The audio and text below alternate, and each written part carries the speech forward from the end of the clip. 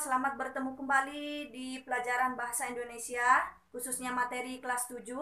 Kali ini kita akan mempelajari bagaimana cara menelaah struktur dari cerita fantasi.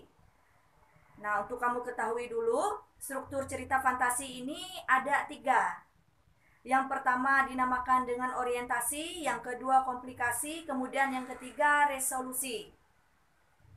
Nah, orientasi merupakan struktur cerita fantasi yang mengenalkan latar, kemudian tokoh-tokoh yang ada di cerita fantasi tersebut. Nah, kemudian yang kedua, komplikasi. Komplikasi merupakan timbulnya konflik atau masalah yang ada di cerita tersebut. Kemudian struktur yang terakhir itu dinamakan dengan resolusi. Nah, resolusi ini merupakan penyelesaian masalah yang terjadi di cerita tersebut. Nah, kali ini Ibu akan menyajikan satu teks cerita. Kita akan bersama-sama bagaimana cara menelaahnya. Berikut ini ada satu teks cerita fantasi yang berjudul Belajar dengan Gajah Mada. Teks cerita fantasi ini menceritakan 3 sekawan Ardi, Handi, dan Dani yang melakukan tugas pengamatan untuk karya ilmiah remaja di Candi Trowulan. Mereka terseret masuk ke sebuah lubang yang membawa mereka kepada sosok Gajah Mada. Cerita ini bisa kamu baca kembali di buku paket halaman 60-62. Nah, berikut Ibu jelaskan bagaimana struktur teks cerita ini. Nah, struktur yang pertama itu dinamakan dengan orientasi.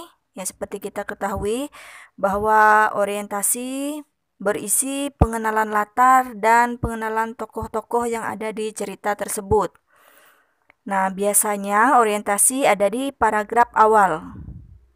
Di cerita ini diperkenalkan tokoh yaitu Ardi, Handi, dan Dani.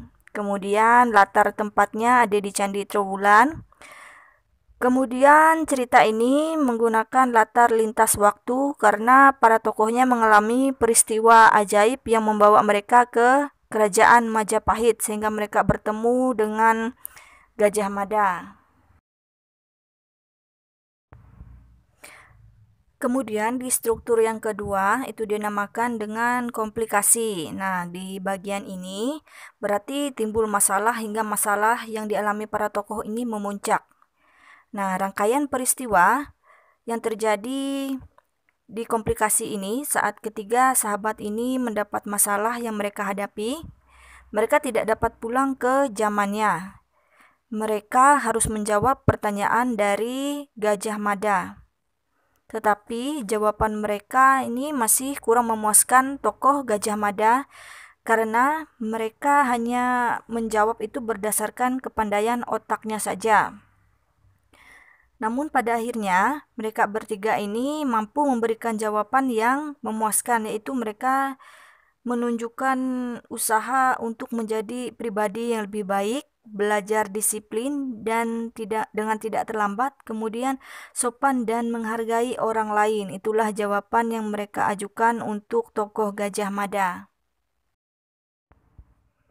Nah, kemudian di struktur yang terakhir itu dinamakan dengan resolusi. Nah, bagian resolusi dalam cerita fantasi ini berupa penyelesaian masalah yang dihadapi para tokoh-tokohnya. Nah, penyelesaian masalah pada cerita ini berupa mereka kembali setelah memberikan jawaban yang memuaskan. Karena mereka bertiga ini mampu memberikan jawaban yang menunjukkan bahwa mereka anak-anak yang baik, jadi bukan sekadar menjadi orang pintar saja, tetapi mempunyai pribadi yang baik kepada orang lain. Nah, tadi kita sama-sama sudah menyimak bagaimana cara menelaah dari struktur teks fantasi ini. Nah, tadi struktur cerita fantasi ini sudah kita ketahui ada 3, orientasi, komplikasi, dan resolusi. Kemudian di teks tersebut sudah Ibu jelaskan bagaimana cara membagi ketiga struktur ini di dalam teks tersebut. Nah, Ibu harap kamu dapat memahami penjelasan Ibu. Silahkan kamu bisa buka buku paket yang lain, buku paket bahasa Indonesia, supaya kamu lebih mudah memahaminya kembali. Dan itu saja penjelasan dari Ibu. Selamat belajar dari rumah, tetap semangat dan salam sehat. Terima kasih.